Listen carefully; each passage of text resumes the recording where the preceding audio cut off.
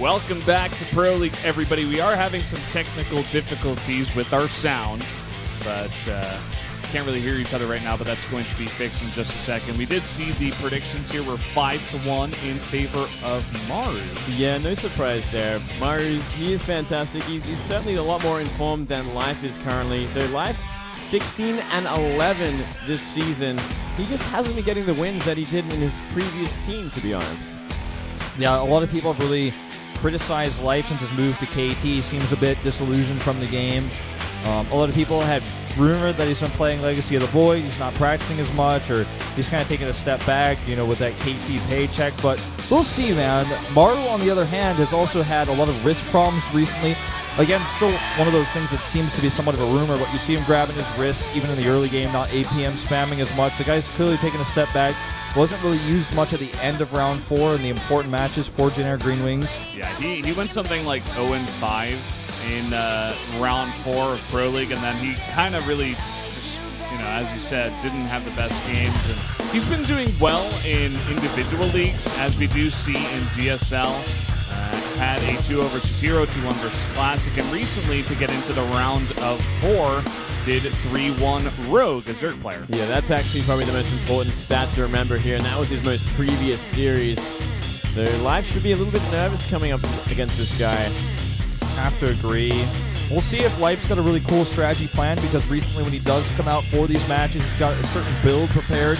Doesn't just play like he used to, just kind of sit back and macro. He's usually pretty aggressive, or he looks to find damage. And these guys, all time, including unofficial, are 10-10 against each other. It could not be closer. Let's jump straight into this game on Terraform.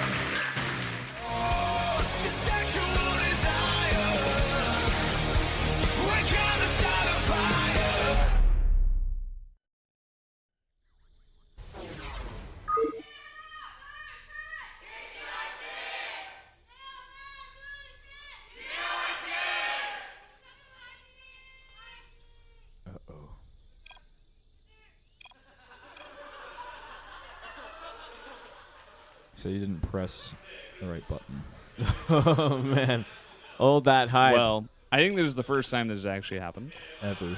In yeah, the start button is not working, guys. So, well, I guess we'll restart that in just a second. And of course, they do have the ref behind them, so they know that it's not a joke. And yeah, well, we're just gonna have the lobby remade. Most likely, it's probably not gonna be a big deal. You know what we can do? We can talk about that recent match between Maru and Rogue. It showed a lot of styles. It showed a style from Maru we haven't seen much of, and it was the mech style. Very aggressive as that. Very Gumiho-oriented, sort of. I guess it really reminded me of that. But he certainly he was very overly aggressive with it, which was his biggest problem in that series. Yeah, there were times where he was like, okay, I have 4 bases. I can get in your face. I'm not going to be super defensive like Innovation would be. And he's like, even if I do lose this army, I have a decent chance of doing some damage, and you're not going to be able to kill my 4th base on Terraform. Yeah. So it was a cool style. I actually did like it. It's not something you see too often these days. And, you know, he's out on Terraform again, so that's really cool to see. That matchup day was one of the days I actually have not been able to catch the VODs of. You mentioned he was playing like Gumiho. A lot of Thors in the mix as well with his pushes, or just kind of... like a lot of Thors and just a lot of aggression in general. He wouldn't sit back and wait. He would actually just be the aggressor. He'd go for timings and big attacks. He doesn't just like set up a tank line on his gold base and defend. You know, he was trying to kill the 4th base of Life, even the 5th base, deny the gold base on this map against Life. And he also added in a lot of Banshees as well. They didn't have the biggest effect overall, but it was a little bit of Maru taste as well into that mech style. But guys, we are in the game now, and up here in the top left, in the red, the Zerg player, it is Life. The 3-time GSL champion down here at the bottom right. It's Maru, his opponent, yet to win a GSL, but this could be his chance. This could be his opportunity. Well, let's see how he plays this one out. I wouldn't be surprised if we do see the mech again. It is the most common sort of style, especially on this map, and it's getting more and more popular in general. And Life, as a Zerg, is not the best Zerg at holding off mech. We saw him on this map not have the greatest time. I forget exactly who he's going up against. Well, maybe I can find it for you, Valdez.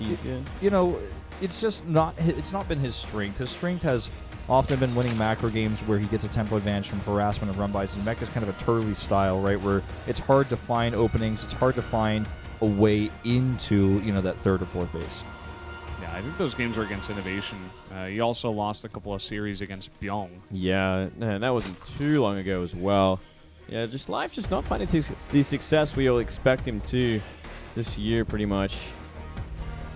Let's see if he's got something planned for Maru. I'm sure he's been scouting Maru a lot, especially after seeing those last 4 games he did play against Rogue. It gives him a good idea of where he's at in his TVZ. Have to agree. Mech is kind of the meta right now, so if Life hasn't adapted by this point, you know, it really begs the question, why are you even sending him out on Terraform, right? I think that he's definitely going to have had a lot of time to prepare, think about how he's going to play against Maru specifically, because those matches were shown. They've known about this match since Friday. Something else to keep in mind, though, is the possibility of he thought he might hit a Protoss on this map, so Zerg seems to do okay. But it's definitely not. We'll never know what the plan was, but I expect that he's going to show us a better Zerg versus Mech than what we saw in the past. Well, look at the start off here. Maru going to be going for that one right expand, gasless as well. So all these attacks going to be a little bit later. Just going to get that economy pumping. We've seen it on this map sometimes, especially because this high ground can be scouted if you go up the ramp to the third base. So if you get a couple of Marines out, you can actually snipe that Overlord. It's really annoying for the Zerg, and sometimes you see them just come in and then move back with the Overlord towards where that rocks go down in the middle of the map. But Life is going to send us all the way towards the back door. Yeah, he's going to see this command center. He's not going to see the Marines there, which could be the problem here as they move out now towards that Overlord. It does look like Maru has missed it, though, there in the back of his natural. Just a little too late. Yep, just barely. You know, the next Marine that comes out could kind of try to push the Overlord towards those other Marines, but doesn't look like he's going to find anything. Trying to predict what Life is doing. Another command center on the way as well now for Maru, so very, very greedy opening. Double command center before gas. Does, you know, lead for more passive early game here. Maru not going to have those Hellions out early to harass. But he will need to be careful against such an aggressive Zerg like Life while he's being this greedy. I think if this was Life of old, like he sees this kind of build coming in, if he has any inkling this is happening, he just like tries to go for big speed lane attack, maybe go for an all-in or of some sorts against Maru. But, you know, we have to think, is he going to do it here in this state of mind that he is in these days, where we really don't see that kind of play too often out of Life these days? Yeah, it's generally just the very macro-oriented style that he's learned from KT that it really just changed him as a player, and he hasn't really found the same success, and he hasn't just really been enjoying it like he used to, I feel. Yeah, I think that's a pretty good assessment of where Life is right now. He just doesn't seem to enjoy this type of play style as much. I mean, Life has always kind of played outside the box. When the Swarm Host meta was out, he often avoided playing that way and just used other styles to be aggressive, always kind of playing a different way than the other Zergs in all sorts of matchups. Now he's going to try to find some damage here, but the bunker well placed. Not going to get in here. He still hasn't seen the third CC, but based on the fact that there's no Hellions on the map, he can reasonably assume that this is what's going on. Unless Maru was doing some sort of crazy Hellion drop where he hides everything or he's pooling them or something, it's pretty safe to assume at this point he's CC. Look at this third and fourth gas as well for Maru. So he's being very gas heavy here. This could actually give away what he has planned as well. Could certainly steer towards mech when you're going for this kind of gas this early. Yeah, I would not be surprised to see that coming in. He reduces a Roach Horn being dropped down here by Life. I don't think he has been able to scout that third CC coming down here. I'm sure he can have some clue of this coming down, as we were talking about before. But he's also making a big swell of Lings with a couple of drones at the same time. Yeah, based on that Hellion timing or lack thereof, it certainly should indicate that it was the gasless sort of third CC as well. So Life has a fair idea exactly what's going on here. He's taking this moment to grab a lair, spread his creep into 2 directions towards his third base, drone up a little bit, get Evo chambers. I think he's really read the situation quite well. And the Lings that he's made are in a good timing to deny the Hellions any pressure and to actually also keep Maru somewhat early on 3 base. Big scan there. He's going to only see 1 gas mining there. Might make Maru a little bit paranoid about some aggression that could be on the way. A little bit of harassment here, but no big damage found. He's trying to find any window he can. Life, one of the best players in the world at doing this. And we do see 3 factories are going to be up in total here, so it will be that mech style out of Maru. He is now going to be moving that 3rd orbital over to his 3rd base, whereas Life has made a small amount of roaches and lings, but is going to follow that up with more drones. So he's not all in on this. I don't think he's going to go for a big aggressive attack at that 3rd base either. No, I think it's just simply defensive roaches for this point. Make sure no Hellion run-bys can happen and do the damage. And beyond that, it's just about securing that 4th base eventually and identifying exactly what's going on with Maru. Well, speaking of safety, we do see 2 siege tanks coming out here for Maru first rather than Thor's. He knows that based on what he's seen, that there's not going to be super fast mulas, so he can afford to do this. He has seen some roaches as well. And he's going to see them even a little bit more up close now as they do actually come to this 3rd base. So I think you're right, they were for safety, but he's going to come in here now. And because there's nothing to defend, he's finding some damage. He's denying mining. He's killed a few SCVs and a Marine. And now Link's coming to follow. Somebody could actually target the Hellbats. He's going to try. The Lings do come in here onto those Hellions, and these 2 tanks are all alone back here. He's got to pick them up. Very well. Very nice micro there from Maru. And he should be able to hold this off, but that 3rd base, doesn't really have much defense at this point. Yeah, really nice aggression from Life, actually finding a way in. He's going to delay even further this the mining. Got to be careful not to overextend and lose everything, though. It's going to give Maru a lot of space, a lot of breathing time if he does. It's just such a cost-efficient harass, though. He's really not overextending. He's being very cost-efficient with his small harass. He's denying refineries. He's forcing repairs and lifts on these siege tanks. And it looks like he might be doing a follow-up attack after this with roach speed, but he has stopped production for now, just getting burrow movement and burrow and taking a 4th base. So just constantly going to continue to threaten Maru. Yeah, I do like the style from him. If he keeps the momentum up as he goes towards his burrow and burrow movement, he could have a great timing on his hands. Still a long way away, though, and Maru is certainly getting a decent-sized army up, making Thors at this point and more tanks. I do kind of like the way that Maru dealt with a small emergency situation there. Really tried to not deny the damage that was coming out from Life's attack. Picked up even his SCVs, didn't even lift the orbital. He knew he could keep it alive, just repaired a little bit later on. And, did some good micro trying to save as many units as possible. Yeah, solid crisis management. Very good damage minimalization there. Adding a few Thors in the mix now. Getting a 2nd armory. Already has a +1. Would love to grab that armor in just a moment. Actually, going to go into +2 first. I suppose the better choice overall. Let's hope he doesn't forget that armor. Yeah, well, we've seen bad things happen on this map. Oh, yeah. But I don't think he will forget. Oh, look at this. A big attack coming around the 3rd.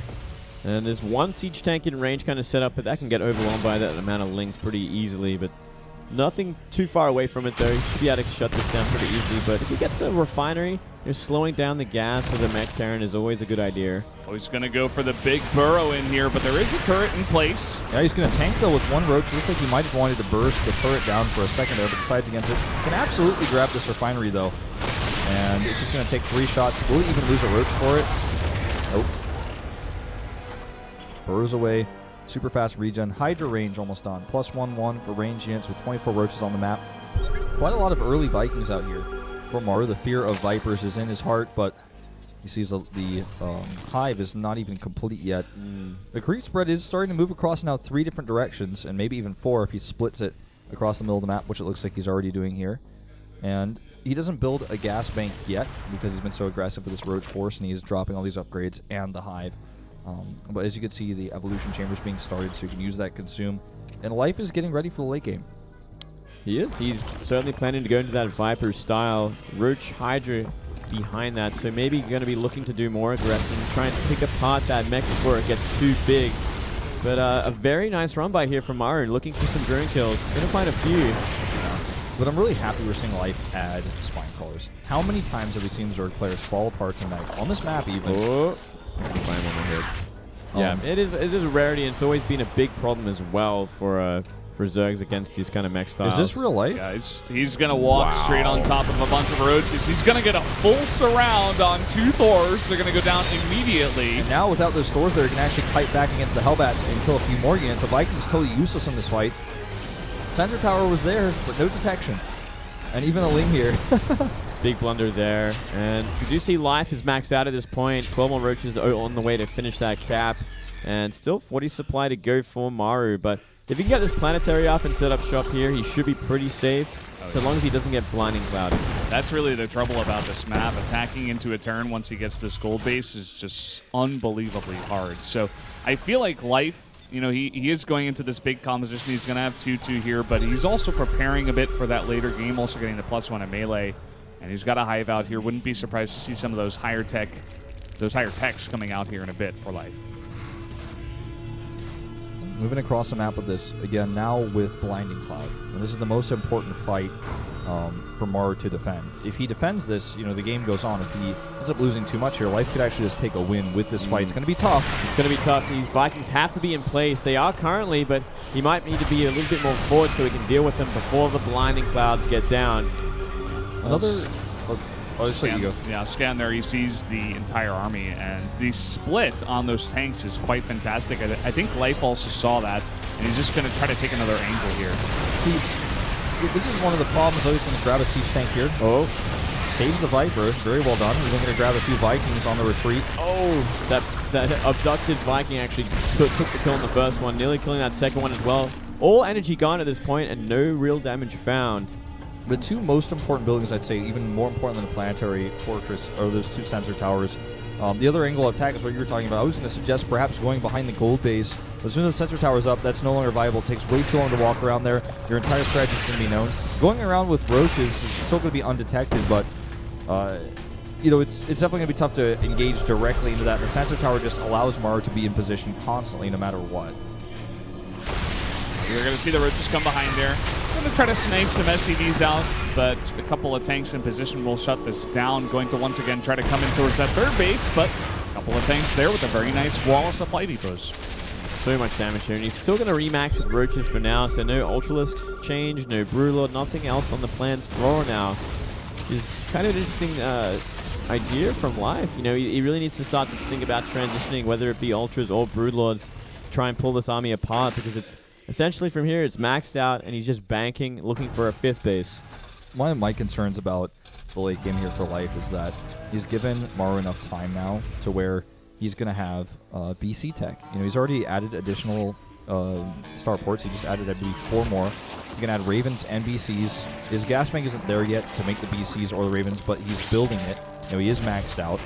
And it's one of the hardest things for a Zerg player to deal with, especially with Hydras.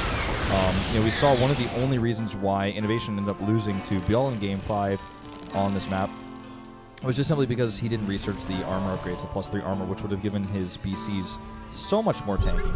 Yeah, certainly so. You really do need that, especially if you're dealing with Hydras. It's going to make such a big difference. And, well, Hellion Rumbai going to be looking to do some damage here. Queen blocking. Queen, but he is going to be able to still come up into the third base. A couple of Spine Crawlers here, but this is a lot of Hellions. Hold that thought. Tons of Blinding Clouds coming in towards this gold base, trying to take it down, but... Oh, just not enough. So many tanks up the back there, and all the Vipers did go down as well. Very quick reaction there by Maru. Now, this base over here, losing several drones, but Blue Flame was not ready. He could have actually gone for some of that extra larva had he realized his Blue Flame finished, but he's just going to rotate over here. Now, what I was talking about before, we see Corvid Reactor, Fusion Core, durable materials, 2 BCs. He's going all the way. He's spending all of his gas bank, all of his money to go into that later. Fusion Core tech, those Tech Lab Starport techs. The Supreme Tower in late game. Yeah, he can just take his time at this point. He's deflecting everything. He's doing economic damage. He knows exactly what Life is doing. He's just going to make sure he stays on top of the scans and knows the composition so he has the units ready. But once you got that BC numbers out, like anything is kind of fine to deal with, except maybe an extreme amount of Corruptors. Yeah, it's kind of funny watching these two players after, you know, a bunch of time has passed since their last game on this map, especially for Life. I feel like they've both definitely improved. I'm loving the defensive style here of the mech from Maru for sure, but I feel like Life has kind of shored up some of the holes in his play. You know, he's taking earlier bases, adding a lot more static defense. He's getting out some of those techs now and adding, you know, those upgrades earlier, being a bit more greedy against the mech. But at the same time, I feel like the fact that Maru has just gotten that much better at mech, especially on this map, is going to favor him so much more because, as we're seeing here, there's really nothing that Life can do. There has been no angle that he could have taken to really shut down the mech on this map. I mean, he had one decent attack on the gold base, and that was a big failure as well. I feel like Life is being very cost efficient with what he's trying to do, but it's important to note that he doesn't take any big major bad fights, and he's not overextending. Like, this is pretty risky what he's about to do with these roaches, but he might just have to trade them out anyways because he needs more supply and better units. He's got one of the turrets here. He can get behind the line, but still he's going to be losing a lot of these roaches for us. Trying to find an angle here behind the gold base as well, and just simply too many tanks. And oftentimes for meching players, versus Zerg, the win condition is having your weapon refit for your BCs, and once you have that, and you have Ravens out, the Zerg player cannot win if you can keep your Vikings alive. It's just so difficult. One thing to note, though, is he doesn't have very many Vikings at all. Oh, man. Look at that engineering bay block. There's no chance they can get in there and do the damage, especially with tanks behind it and now BCs. I do feel like he needs to bolster his Viking count, though. He only has 8. He's going up to 10. He's going to need probably more than that because Vipers are his biggest problem, and Life is making a lot of them. Yep, Vipers as well as, eventually Corruptors. He wants that pretty sound anti-air army ready for that big tech switch. And this looks like it might be a throwaway army right now. Yeah, it really does look like that with 4K gas saved up here.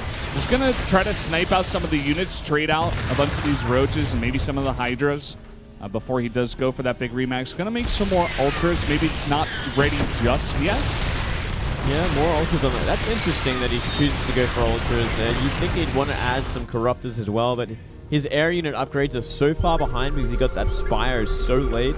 We see the first few Corruptors start now, but I mean, he's so far behind in terms of upgrades and just numbers in general. He's going to do that ZVZ 400 WCS move here with the Spore Crawlers where you abduct flying units into spores.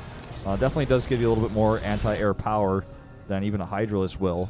And I do like this. It also, you could just continue to move forward with these units to slow down any pushes. He's going to lose this base. Maru with a smart scanner with +3 on siege tanks and tank mode, they can actually burst down almost anything very quickly. They might even kill an Ultralisk with this, and he will. Yeah, he will. And Maru at this point also is looking to be trading out some of these tanks for some extra BCs, some extra Ravens as well. And that's really the mark of, some really strong mech play as well. Just identifying, okay, he's going to want to mine out these more forward bases a bit earlier on. So I really want to deny that for the very, very late game here. One of the most important bases, especially for Terran, which we've seen time and time again fight for, is that top center position on this position of the map. If you can get that base and solidify it and really split the map in half, it highly favors Terran going into that late game when it's all about the banks and remaxes. I feel like the composition for Life isn't centered around enough of anything in particular to actually win a fight here at this location. He's trying to set up these spores. Notice Maru's biggest fear is the Corruptors. He's making a ton of turrets so that Corruptors or any sort of flying unit fly over this. It's going to take so much extra damage. He's also adding 4 more starports. He's got tons of Ravens already. He's preparing for that Corruptor switch. So he knows it's one of the scary things that can actually end his life here. Yeah, well, I mean, 8 Ravens and adding more now, and already so much energy on all of them. Like, he's in a good place to deal with just about any army, but he doesn't want to get surprised by that Corruptor switch. Life has just been playing this so carefully, though. He has not thrown away his army once. All right, he's got 6K, so he's got a big bank, and he will have the ability to remax multiple times. And the more cost-efficient he is, the more money he's going to have off of these bases. How many orbitals does Maru have at this point in the game? I'm just curious. At least 12. The last time I saw on the screen was 11. He's definitely got quite a few. Going to make this one into a planetary. Going to secure this base. And no way for Life to really attack that. He doesn't have very many range units anymore. He's only got 15 Hydras. If you press that T key, you can see how many orbitals there are exactly. There are 12. I was right on the money. All right. Well, that's a lot. And here we go with the first big fight of the game, really. A huge committal from Life. But look at those blinding clouds. Beautifully done there. Yeah, but he still can't get through the wall before they fade away, I believe. It looks like there's just too many turrets in the front as well. PDD's now going down. Seeker Missile's going to get some big hits on the Hydras. Here come the Seeker Missiles blowing up. These pretty good transfusions, actually, to keep a lot of those Queens alive. There's Ultras still going at the front, too. A lot of energy left over. But the BCs and most of the tanks are out of position for this fight. Now that they come over, he will clean this up easily. The thing is that he killed the planetary. And more important than the gold minerals is actually the gas that will be lost here for Maru. got to get some more PDDs down here to deal with these queens. He's just fighting straight up. There we go. PDD's coming down, and it looks like Life is going to have to back off, but a huge remax into Corruptors and 8 Infestors. So he's going to go for that hard anti-air, but at the same time, 6 BCs on the way. Like, Maru isn't too far behind at all at the end of all things here. And he only lost a mined out gold base for it, so not a bad place at all. And look Yummy. at that. Look at the bank for Maru. He's miles ahead of Life at this point. Yeah. And he's also taking the gases at this base. He is going to move into position to defend this as he scans. There are no Zerg units anywhere else. Queens are going to be the harass, plus Infestors here. Here comes the first fungal. And there's the second. He should kill every SCV here, and even if he doesn't, no mining while they're stuck in place. But how worth it will this be? He needs to pull those BCs back. It's a lot of Corruptors coming his way, 39 in fact. Needs the PDDs to come down, and here we go, mass PDD, but Corruption coming down onto all those BCs. It looks like there's not enough PDDs. Oh. Huge Seeker Missiles coming in. Game changer there. Life was not paying attention, and he took some massive hits for it. Very little splitting there. And in fact, kind of at the last second panicking and pulling the Seeker Missiles into more of his Corruptors. And those Thors were just blasting out damage the entire time. Yeah, the Corruptors didn't have the best split either, so especially after the Seeker Missiles went down, some nice damage coming in here.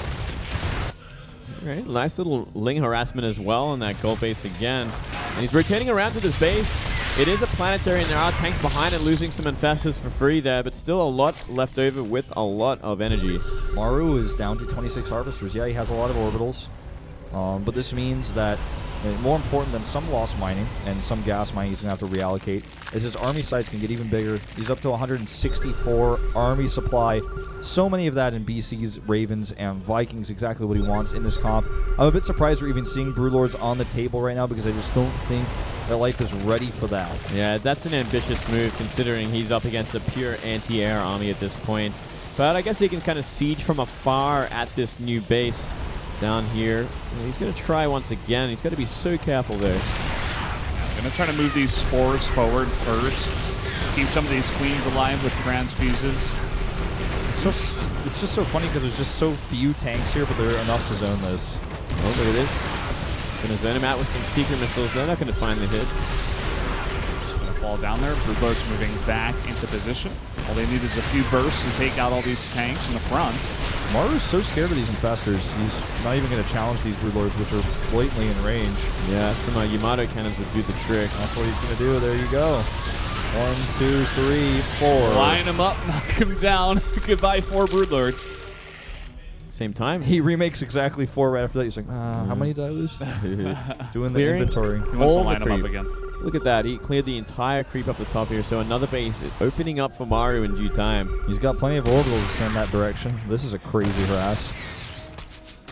Look, that tank is crazy. He's crazy, guys. Wow. Going for the hit. That's Sergeant Hammer, guys. Sergeant Getting Hammer. right up there behind those minerals. Never want to siege up right in the front. You're going to get ganked. All right, he's going to see this Yamato's being used again. Sorry, man, there's way more than 4 Yamatos ready. Looks like Life might want to try to take an engage here. But I'm not sure if this is going to work out. A good fungal on some of these Vikings, but there's more behind this. Oh, look at that spread as well with the Corruptors. Very smartly done there, but still just way too much air units for Maru. He's going to get some fungals here on the beast. He's going for Corruption, trying to take him down, but the PDD's in the back really helping out. No more Seeker Missiles coming down. Oh, ugly fight here. And look at the Bank of Life. It is completely gone at this point, and still such a healthy one for Maru. Well, can you check the upgrade? Yeah, he doesn't even have +3 for his Corruptors yet. No, he is so far behind. I believe he has no armor. He has no armor. Carapace. +1 Carapace? I think it's +1. Okay, that's still pretty bad. Yeah. Like, he needs to be even, or at least, I mean, or at least closer right would be better is what I'm trying to kind of choke out here. But either way, you can just tell this fight, even with all the fumbles, you're like, oh my god, and then it's like, well, the Zerg army just dies, never mind. Yeah, Look at and this. here's the final fight of Life. He's got no more bank left over, and just the giant mech army pushing through once again. Maru is going to go for the fight over the spores this time. That is too much, though. There's a lot of Corruptors still being remade at this point. Got to be so careful here. Overextending, a classic mistake from Maru in previous games. I want to point out to some maybe potentially newer players, when you look at the supplies, you see max out versus max out. Doesn't mean that the 2 armies should be of even strength. Doesn't mean that one army, like, doesn't mean Terra's overpowered because he wins this fight. Look at the upgrades and also look at the cost. The cost of Maru's army is GG was more than 4 times that of Life's before that fight started. Yeah. It's a more expensive army. He took a long time to build it. He turtled up. And guess what? Maru takes it and closes things out. And that smirk you see on his face, I'd like to call that the mech smirk on Terraform. I like that. That does make a lot of sense as well. Pretty cruisy lost game there. It's hard when the Zerg is in that position. They haven't found any damage all game long. And Maru, he was 100% the choice for that map. I mean, he looked so much more polished, even from his game against Rogue. He really just made that very one-sided for himself. And it's good to see his mech so polished after, last time we saw him against Rogue. He was a bit shaky, but this time around, he had a great game plan. He knew exactly what he had to do. I have to question the choice of putting Life out on Terraform as well. When you know there's a scary mech player, just a good Terran player overall that could be coming out pretty likely, considering how well Terrans are playing on that map and how much they favored it versus Zerg recently. Maybe they just were not expecting Maru. But either way, Jin Air takes a big upset win today, shocking a lot of people. I think part of this comes down to the momentum in the earlier part of the series, as well as the SOS win with a crazy strat. I definitely feel like, especially in those first two games, Flash and TY not really up to snuff. Not what we were expecting out of those two players. Crazy game, TY going down to Pig Babies, 3 base, 8, 9 gate Blink Stalker all in. Yeah, that was crazy. That's like a very Zerg killing sort of style that you'd normally see on even that map as well. Some really disappointing games. I can't believe that actually happened with TY and Flash. So favored in those matches, just completely hard counted. I have to, I don't want to really actually take that much away from KT Rolster today. They just got outclassed. The preparation for Jin Air was clearly better. We saw a weak game from Flash in the late game. His early game was solid. TY got caught off guard. Okay, that's fine. Super wins his game. Zest really misjudging the situation versus SOS. He had Colossus range, had multiple gateways. He had set up for an attack. Didn't do it. SOS caught up, beat him with a better fight. Late Forge upgrades. And you just look at Maru versus Life, and you see how well he played. It's like, well, is Life a good choice on Terraform? I feel like Jin Air took this match a lot more seriously, put a lot of prep, had really cool snipe builds. Super was the only player KT Rolster brought to the table that looked unique and looked like he had some special build. Yeah, that was a nasty game. Yeah, that's one you want to forget about, guys, in my mind. Gear definitely had all the tools to take down Super there, but just really did not execute, whereas Super was not as clean as he would have liked to be either. Yeah, still, I guess a win is a win, and it was the one win for KT today, but hopefully KT can turn it around tomorrow, or they're just going to be out. Their format tomorrow, the all-kill format, does favor them. I feel personally, I think that it is a good format for them. I think that this is going to be their chance to bring it to that third and final match on Wednesday. But yeah, like you said, if they lose it tomorrow, they're out, and that would be huge because they are the defending champions of Pro League. A lot of people want to see them play against SKT again. That's what the fans want. But they have to survive, and performances, map picks like this that we're seeing today, not cutting it. Not going to